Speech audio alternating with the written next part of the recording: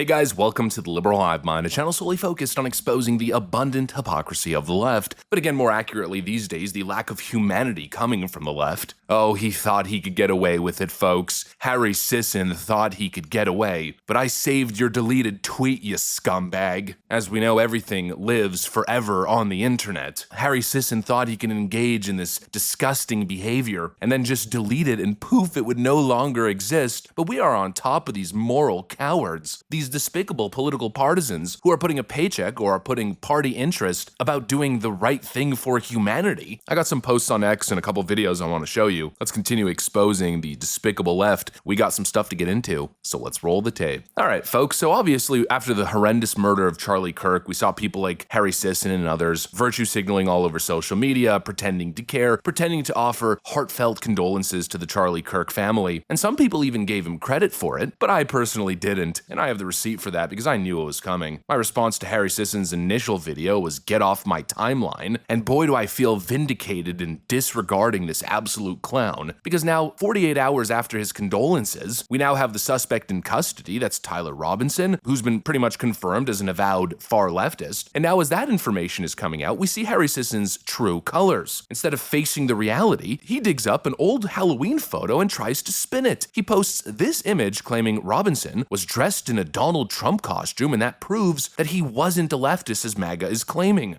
Give some major news. A new uncovered photo of the alleged Charlie Kirk shooter shows him wearing a Trump costume in 2017. This image is going incredibly viral on social media right now, and it's a post from 2017. It reads, "Happy Halloween, so weird not trick-or-treating with the boys this year, off they go, hashtag Trump costume," and right there is the alleged suspect, Tyler Robinson. If you zoom in, you can see that his Halloween costume that year is a Trump costume. Now this comes after days of people on the right speculating that the shooter must be this crazy liberal with all of these insane ideologies, but the alleged shooter is wearing a Trump costume reportedly back in 2017. But if you look closely, it's not a Trump costume. It's Robinson riding on top of an inflatable Donald Trump effigy as if he's a donkey. That's not support, that is mockery of this president. It's degradation. And Harry Sison obviously knew that, yet he lied to his followers, thinking they're stupid, by the way, as if people would see that photo and not be able to put two and two together. I mean, it really goes to show the level of critical thought on left-wing circles, or in left-wing circles, rather. In such a tragic incident, in a case of left-wing murder, he's trying to rewrite the story in real time. And then when the backlash hit, he deleted the tweet. This page doesn't exist. Try searching for something else. Absolutely despicable, but it's too late. The moment he posted that, I took a snip of it right away, and it's now saved forever. I've got it right here. And that right there tells you everything. These Democrats know the shooter was one of theirs. They know this was a left-wing political act of violence. They know the receipts are everywhere, but instead of accepting it, instead of acknowledging that their rhetoric has spiraled into bloodshed, they're pulling every dirty trick in the book that they can to cover it up, and Harry Sison's the perfect example. Oh, and holy crap, if it wasn't enough, as I'm actively recording this video, this just popped up on my timeline, another Harry Sison post. Again, you'd think after deleting the tweet and looking like a total monumental scumbag that he would stop, but no, instead he doubles down. Quote, "Clearly the shooter was not a crazy liberal or trans or an immigrant or any of the other labels that MAGA prematurely assigned him over the last 2 days. Immigrant, really? This guy's such a loser. He grew up in a conservative state with a pro-gun family who are Republicans. We don't know motive. Let's stop guessing. The motive was written on the casing."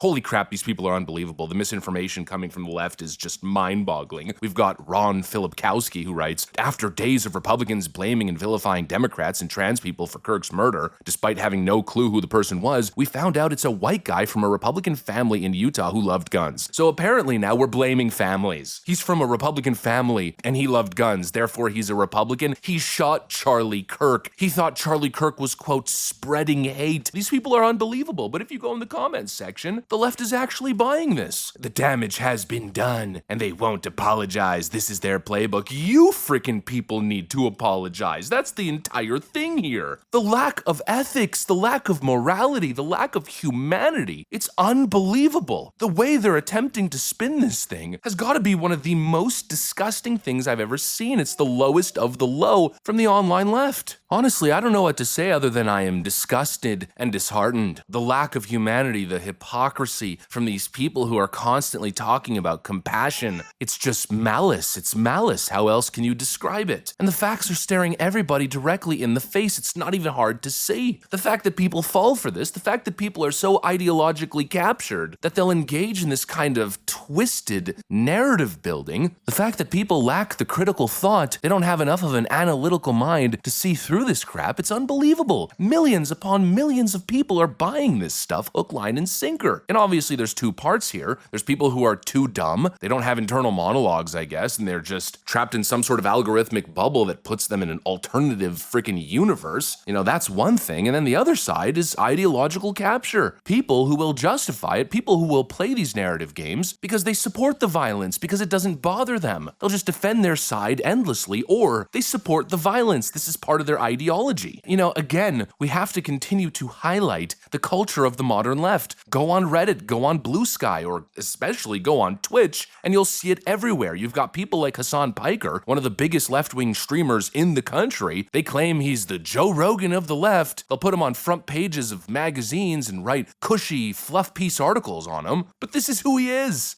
I'm sick and tired of it.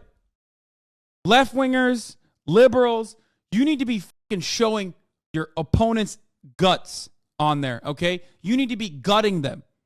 You need to be shanking these and letting their intestines just ride on stage. What the is this shit, man?